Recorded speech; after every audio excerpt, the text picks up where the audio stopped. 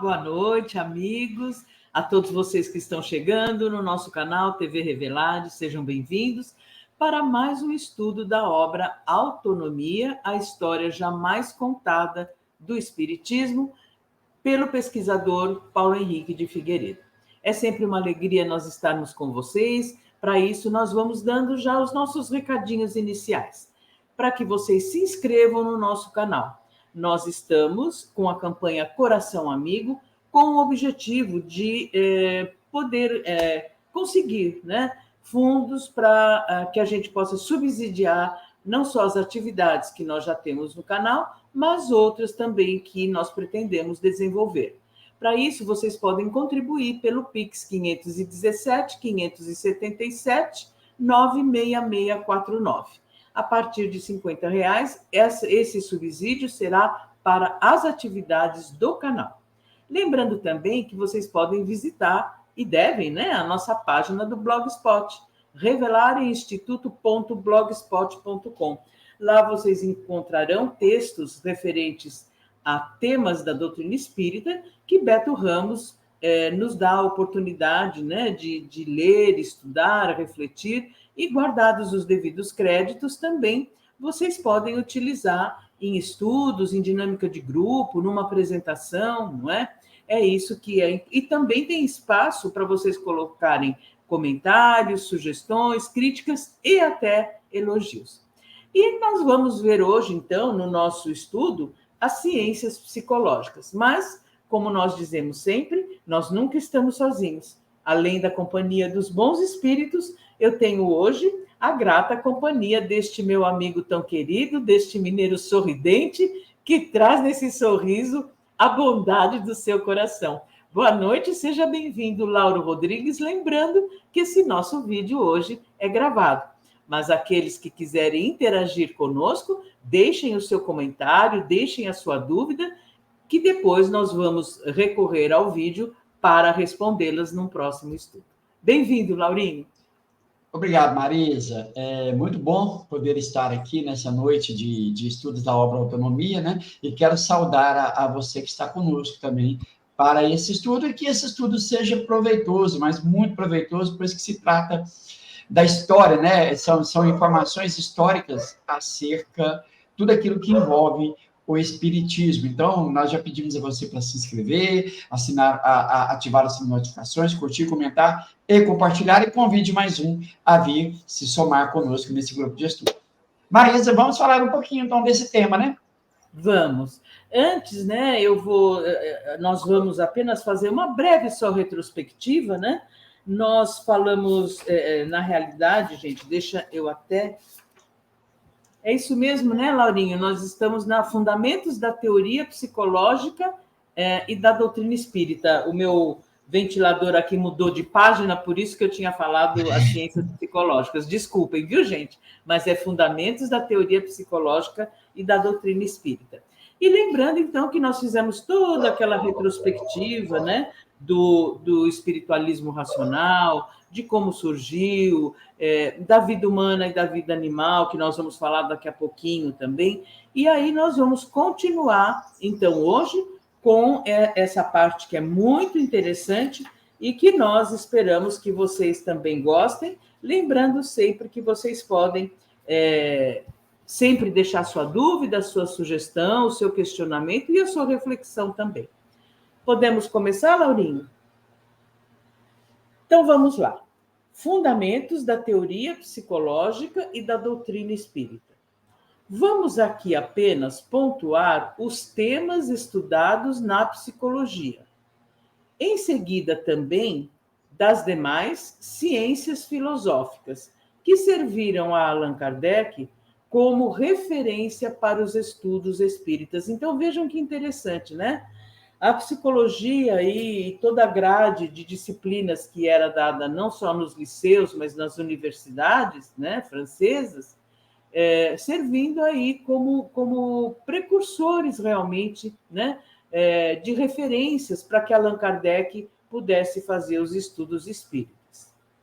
Em sua obra, porém, ele fez uso de termos, conceitos e teorias próprias de sua época. Daremos alguns exemplos do emprego desses termos por Kardec, mas não explicou didaticamente cada um deles, pois escrevia para os leitores do seu tempo, que tinham os cursos e manuais disponíveis para esse aprofundamento. Então, Laurinha, é muito interessante, porque depois que nós soubemos da existência do espiritualismo racional, e que nós lemos aí, por exemplo, a Revista Espírita, né? Lemos, não, estudamos a Revista Espírita, o próprio Livro dos Espíritos, o Céu e o Inferno, a Gênese, nós vamos nos deparar com Kardec utilizando termos que, na época, nós não sabíamos que pertencia ao espiritualismo racional, né? E aí, depois que nós tomamos conhecimento, nós, então, começamos a identificar esses termos. Então, o próprio termo castigo, recompensa, vem do espiritualismo racional quando ele vai tratar do dever, do sentimento moral, da consciência moral, do agente moral, da vontade, das paixões, dos vícios, da sanção moral. Olha só que interessante, né? Antes de nós termos conhecimento do espiritualismo racional, nós não víamos dessa forma, né, Lauro? Verdade. Por exemplo, né, Marisa, você citou, salvo engano, a questão 23, o que é a alma? Né? Não, o que é o espírito? Né? Ele vai dizer a alma encarnada, né? E desencarnado, volta a ser espírito. Então, Mendelbrand, o que ele diz assim? O homem é uma alma reencarnada. Então, quando você junta a pergunta de número 23, salvo engano, mas a teoria do Mendelbrand, você fala assim, nossa, né, parece que estão conversando um texto com o outro. E além do que, como o próprio Paulo escreve, né? Por exemplo, para que Kardec iria ficar esmiuçando, por exemplo, a teoria do magnetismo, sendo que naquela época era profundamente estudado, né, Marisa? Então, quer dizer, o Kardec não se preocupava com isso. Cabe a nós buscar essas fontes, estudá-las para melhor compreender, né, Marisa? Exatamente. E aí, então, nós vamos, né, identificando esses termos. Atualmente, contudo, distantes dessa realidade, a recuperação dessa bagagem teórica é necessária para uma compreensão adequada de suas obras e artigos.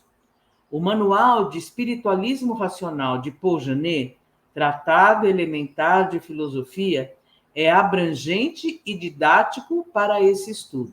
Para a informação de vocês que nos acompanham, o Tratado Elementar de Filosofia são 2 volumes, tomo 1 e tomo 2.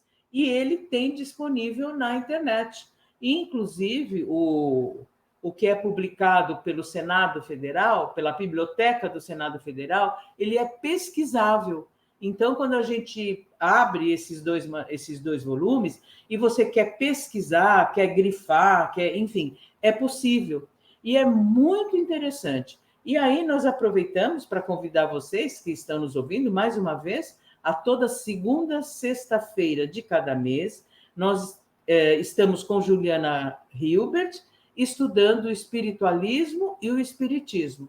E toda terceira sexta-feira do mês, nós estudamos o Pequenos Elementos da Moral, de Paul Janet, que é uma síntese do Tratado Elementar de Filosofia. Né? São 20 e poucos, 30 capítulos, se eu não estiver enganada, e, claro, é diferente do que um tratado de filosofia, né? Que são 2 volumes aí de 400 páginas, mas que é muito interessante, né? Nós estudarmos e vermos que os conceitos que o espiritualismo traz, racional traz, são muito semelhantes aos do espiritismo, né, Laura? Exatamente, Marisa, exatamente. E a gente vai compreendendo ao longo dos estudos da doutrina espírita, nós vamos compreendendo melhor porque que Kardec, né, tratava dos assuntos, qual que era os debates daquela época, da ciência de então, tudo isso a gente vai ficando mais a par e melhor compreendendo quando estudamos, né, Marisa? Exatamente, Laurinha.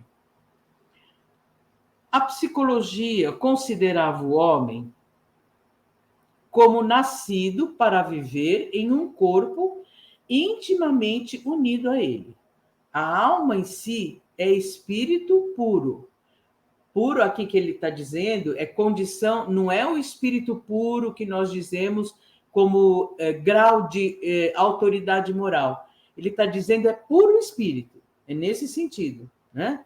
A alma em si é um espírito, mas serve-se do corpo como seu instrumento. Reconhecendo assim uma vida animal e fisiológica distinta profundamente da vida intelectual e moral. Janet afirma, então, que, abre aspas, daí deriva a necessidade de fazer preceder o conhecimento das faculdades da alma ou das funções e órgãos do corpo humano. Janet, 1885, página 23. Então, Laurinho, se nós entendemos corretamente, é imprescindível a necessidade de nós conhecermos primeiro as faculdades da alma, a das funções dos órgãos do corpo humano? É isso que ele quer nos dizer, Lauro? Exatamente, né, Marisa? Para que a gente possa separar, né? O que é faculdades da alma, né? Quais são as emoções, né? Tudo aquilo que deriva do corpo, para que a gente possa fazer distinção. E é interessante, Marisa, que talvez essa falta de conhecimento levou, né, a grande maioria de nós, do movimento espírita, dar ao espírito desencarnado a mesma vida material como se ele estivesse encarnado. As mesmas necessidades. Ou eu estou enganado, Marisa? Não, exatamente, Laurinha. Nós tivemos esse viés, né, de achar que o mundo espiritual é uma cópia do mundo terrestre, né, do mundo corpóreo, e não é, porque nós temos, como o Lauro falou, as nossas necessidades terrenas, né, fisiológicas, os nossos sentidos, mas o espírito é uma outra condição bem diferente, liberto da matéria, onde os seus próprios, vamos dizer, sentidos, né, como a visão, a audição, a própria fala, a comunicação do espírito é pelo pensamento, porque ele já não tem mais o corpo físico. E aí, todo esse viés fez com que nós, através, às vezes, de obras mediúnicas, achássemos que o mundo espiritual é como se fosse o mundo terrestre. Não, o mundo espiritual tem suas próprias leis, são circunstâncias diferentes, dimensões diferentes, e por isso que Paul Janet dá essa ênfase, né?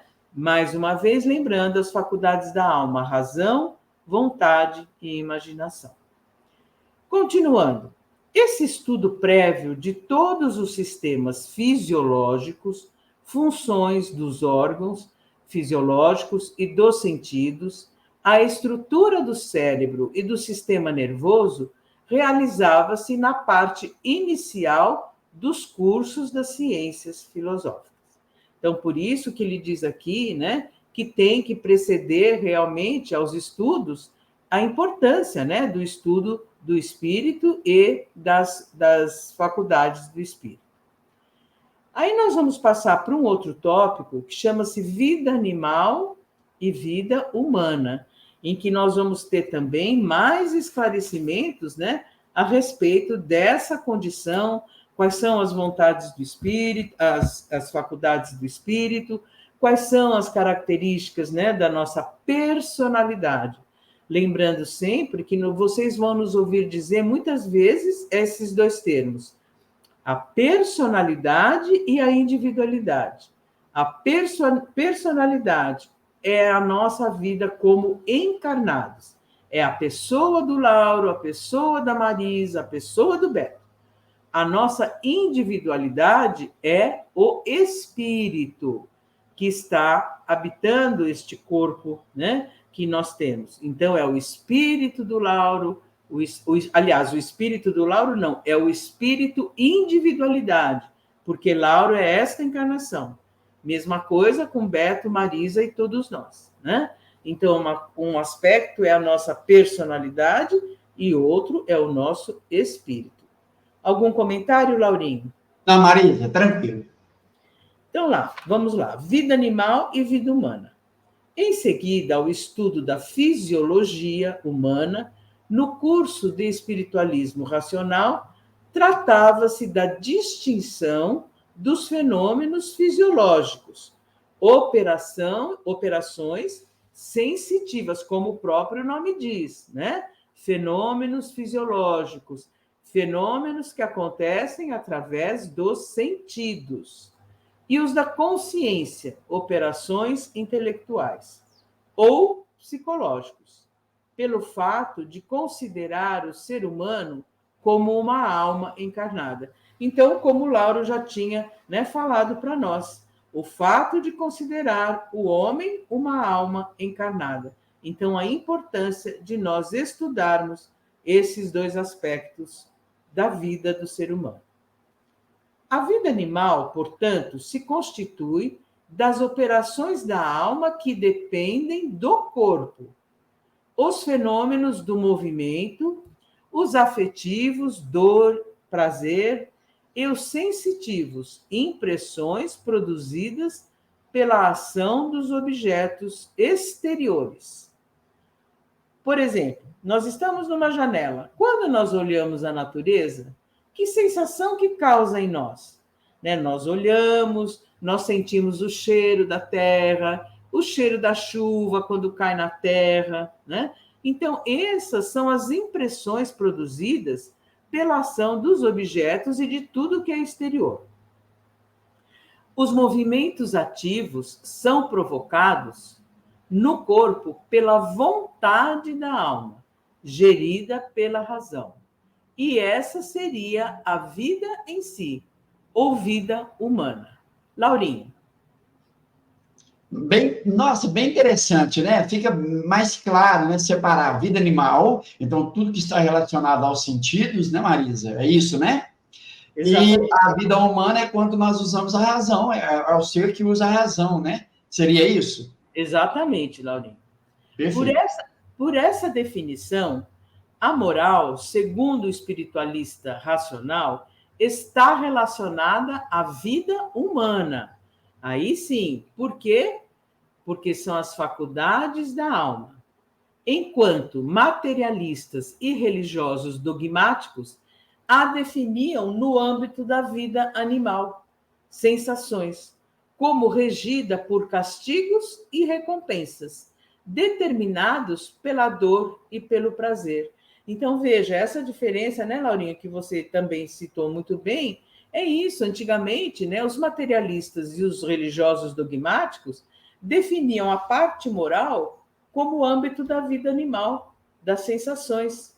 E não é, né? Nós vemos os animaizinhos. Se a gente der um petisco para ele, né, nós não vamos condicionando a toda vez, por exemplo, que nós dizemos, dá a patinha, e nós vamos ensinando, cada vez que ele dá a patinha, a gente dá um petisquinho.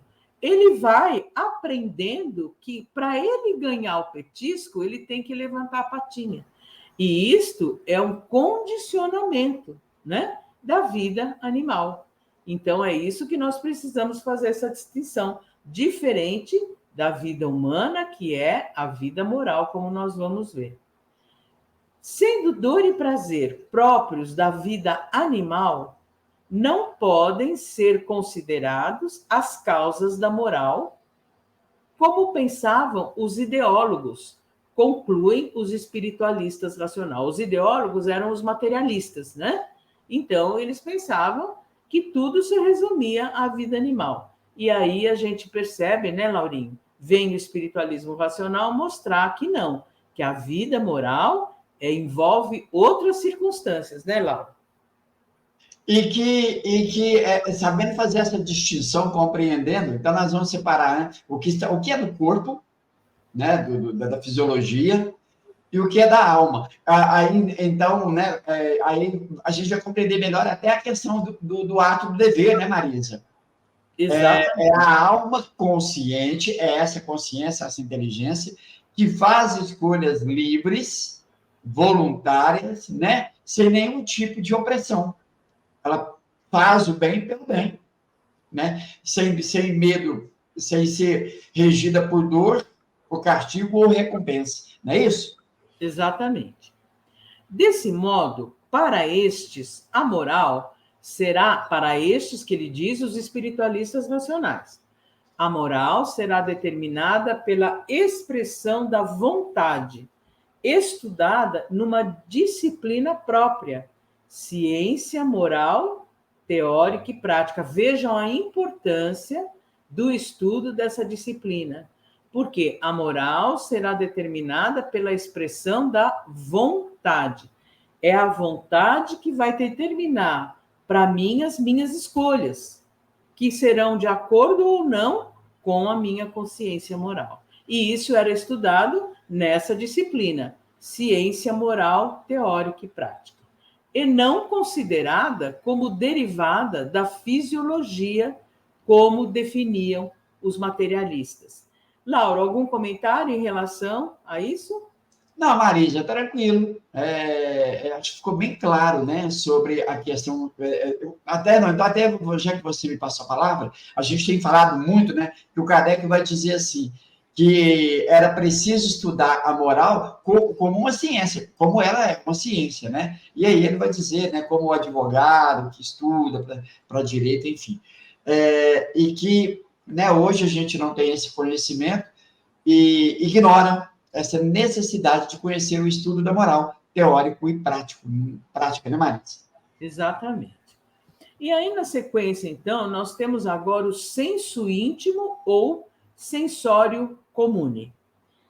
Aí ele começa dizendo assim, antes de mais nada, né, é a alma como senso íntimo e a percepção das sensações. É isso que quer dizer sensório comune.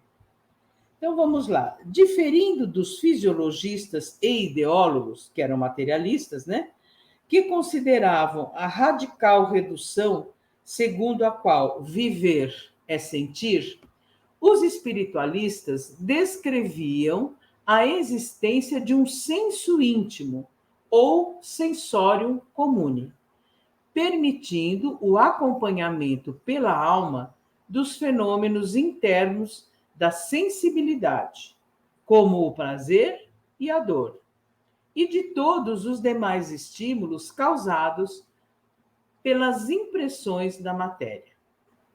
Na doutrina espírita, considerando a dualidade entre corpo físico e espírito, que pode se emancipar em virtude do perispírito, o senso íntimo que recebe as impressões causadas no corpo é o próprio espírito. Então, muito importante, né, a gente guardar essa definição.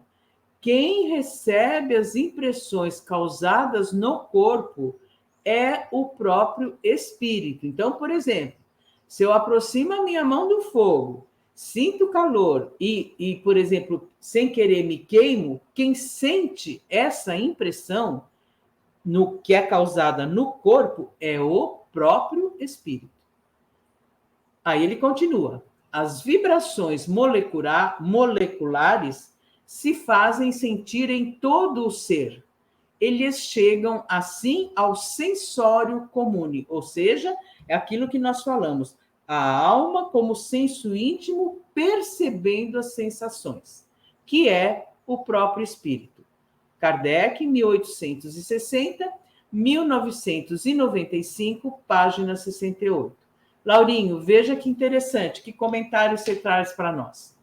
Então, é o espírito que sente, então, Laurinho, as impressões? Com certeza. Tanto é que o próprio Kardec vai dizer lá na Gênese, né, que, por exemplo, a matéria, o corpo, sem a alma, não sente nada, né? Os espíritos vão dizer isso aí no Livro dos Espíritos. Que o corpo sem o espírito é uma matéria, uma massa de carne, né? Uma matéria inerte, que ela não tem nenhum tipo de sensação, porque ela nada mais ela só é o veículo para, né, produzir ou causar na alma essas impressões. No capítulo 14 da Gênese, o Kardec vai trabalhar essa questão, então, do ambiente, né, a atmosfera fluídica, ela causa essa impressão no corpo, que repercute no moral. Moral é onde, né? Reside na alma. Então, veja que sempre o corpo, ele é o veículo para produzir as impressões na alma, por meio do perispírito. É isso, Marisa? Exatamente, Laurinho. Então, fica claro para nós, né? O corpo recebe, sente essa impressão fisicamente, mas quem recebe a impressão é o espírito, né? Podemos continuar um pouco, Laurinho, ou vamos parando por aqui? Marisa, acredito que tá bom. Que aí, esse tema aqui, né, inclinações, apetites, a gente faz ele em um vídeo único, porque Sim. fica tudo, né, num lugar só. Eu acho que vai ser mais interessante, né? O que eu posso pedir a você que está estudando conosco, que enquanto o vídeo está acontecendo, vá deixando as suas perguntas, aquilo que você não entendeu, aquilo que você não concorda, as suas críticas, até mesmo os seus elogios, comentários. Caso tenha encerrado o vídeo, vá lá no comentário, nos comentários abaixo da descrição do vídeo e faça tudo aquilo que você julgar interessante. O importante é participar do estudo, até porque nós, né, dizemos sempre que não somos professores, mas um grupo de estudos que procuramos compreender, né, aqui a filosofia espiritualista ou o espiritualismo racional para melhor compreender o espiritismo. Marisa, dou-me por satisfeito, já vou me despedindo aqui, e lembrando que amanhã nós temos no Prosa Espírita, às 18 horas, o estudo da obra Mesmer, A Ciência Negada do Magnetismo Animal. Pessoal, muito obrigado, um beijo no coração. Marisa, beijo no seu coração também, e fiquem com Deus. Gratidão, Laurinho, um beijo no coração também. E lembrando a vocês, por que nós vamos preferir, quando nós temos um tópico maior, nós fazermos num vídeo só, para não quebrar o raciocínio, né? Então, vejam, esse conceito que nós trouxemos hoje, os fundamentos da teoria psicológica e da doutrina espírita, foram 3 tópicos pequenos, mas que deu para nós a visão total do que é vida humana, vida animal, como é que os materialistas viam, como é que os espiritualistas viam a questão moral. Então, a questão moral é uma questão da vida humana, né? Não da vida animal. Então, por isso que nós vamos deixar os inclinações, apetites, instintos e paixões, porque é um texto mais longo que requer realmente que a gente condense, né, num vídeo só. Então, a nossa gratidão a vocês que estiveram conosco, reforçando o que Lauro falou, deixem o seu comentário, a sua sugestão, a sua pergunta também, que nós vamos sempre verificar. Um grande abraço a vocês, um beijo no coração, uma boa noite, bom descanso. E para esse meu amigo querido, a nossa gratidão de sempre. Lauro, um abraço, um beijo no seu coração e até o próximo estudo. Tchau!